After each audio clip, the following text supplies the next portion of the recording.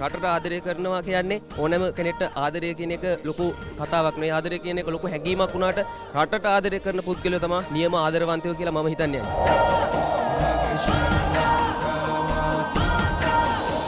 නම කියන්නකෝ ඔයා කවුද විස්තර ටිකක් එක්කම.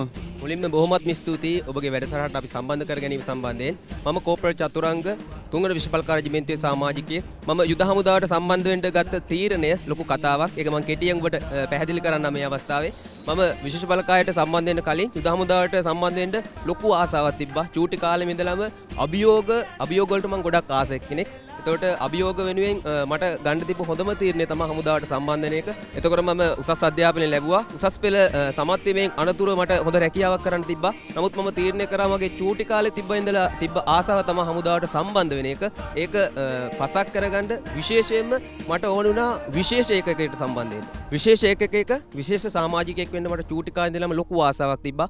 ඒ ආසාවම තමයි අද මම විශේෂ බලකා සොල්දාදුවෙක් කරේ.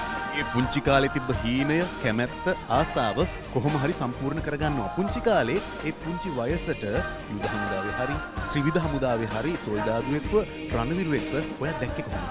අපි යුද්ධෙන් පස්සේ හමුදාවට සම්බන්ධ වෙච්ච සොල්දාදුවෝ විශේෂම කාරණාව තමයි පුංචි කාලේ ඉඳලම අපට යුද්ධයේ අත්දැකීම් නොතිබුණත් නිරන්තරයෙන් අපට රූපවාහිනිය හරහා අපට දැනුණා යුද්ධයේ තියෙන නීරස බව. ඒ හින්දාම තමයි අභිමානවත් සොල්දාදුවෙක් වෙන්න මට හිතක් පහළ වුණේ. ඒ නිසාම තමයි විශේෂ බලකායට එන්නේ. එතකොට යුද්ධය නිසා ඒ කාලේ රණවිරුවන්ට තිබ්බ ගරුත්වය, සමාජයේ තිබ්බ පිළිගැනීම මම යුද හමුදාවට සම්බන්ධ වෙන්න ලොකු අභිප්‍රේරණයක් වුණා අයියේ. අනිවාර්යයෙන්ම එදා විතරක් නෙමෙයි අදටත් අපේ රටේ වීරෝදාර රණවිරුවන්ට අපි ණය ගැති ඔවුන් නිසා තමයි අපි මෙහෙම කතා කරන්නේ, මෙහෙම ජීවත් වෙන්නේ. මට කියන්නකෝ ගෙදර විස්තර ටිකක්, පෞද්ගලික විස්තර ටිකක්. පවුල ගැන කතා කරනවා නම් පවුලේ අය තමයි අයියේ මගේ ශක්තිය. මම විශේෂ බලකා සොල්දාදුවෙක් විදිහට අභිමානවත් විදිහට රටේ සේවය කරන්න ඒ කට්ටිය මට ලොකු හයියක්. මොකද විශේෂ බලකා සොල්දාදුවෙක් වුණාම අපිට නිරන්තරයෙන් ගෙදර කට්ටියත් එක්ක සමීප සම්බන්ධතාවයන් පවත්වන්න සීමා සහිතයි. කෙසේ වෙතත් අපිට නිරන්තරයෙන් ගෙදර කට්ටිය දෙන සහයෝගය විශේෂයෙන් රටට සේවය කරන්න අභිමානවත් විදිහට රැකියාවේ නියැලෙන්න ඒ අය ලොකු සහයෝගයක් දෙනවා. විශේෂයෙන් මගේ බිරිඳ සිහිපත් කරන්න ඕනේ.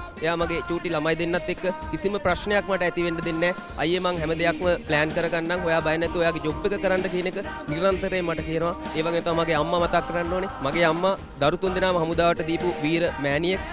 එතකොට අයියයි මායි මල්ලි තුන් දෙනාම දැනට යුද හමුදාවේ සේවය කරන්න. ඒක මම අභිමානයෙන් මේ අවස්ථාවේදී කියන්න කැමතියි. ඒ වගේම විශේෂ බලකාය ගැන මම මේ අවස්ථාවේදී කතා කළ යුතුමයි. සහ මගේ ඒකකයේ තුන්වන විශේෂ බලකාය රෙජිමෙන්තුවට මම සම්බන්ධ වෙන්නත් මූලිකම හේතුවක් තියෙනවා. එතකොට ඒකේ තියෙන මූලිකම කාරණා තමයි තුන්වන විශේෂ බලකාය රෙජිමෙන්තුවේ රණකාමින්ගේ තිබ්බ විශිෂ්ට සේවාව රටට කරලා තිබ්බ තුන්වන විශේෂ බලකාය රෙජිමෙන්තුව තුලින් සිදු කළ ක්‍රියාන්ත ලොකු පිටුවහලක් වුණා අපේ ත්‍රස්තවාදයේ මේ මාතෘභූමියෙන් පන්නා දාන්න.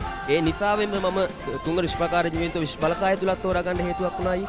ඒ වගේම මට රටට තියෙන ආදරය, රටට තියෙන මට හැම වෙලේම තියෙනවා රට ගැන ලොකු හැඟීමක්. රටට ආදරය කරනවා කියන්නේ ඕනෑම කෙනෙක්ට ආදරය කියන එක ලොකු කතාවක් නෙවෙයි. ආදරය කියන එක ලොකු හැඟීමක් වුණාට රටට ආදරය කරන පුද්ගලයෝ තමයි නියම ආදරවන්තයෝ කියලා මම හිතන්නේ.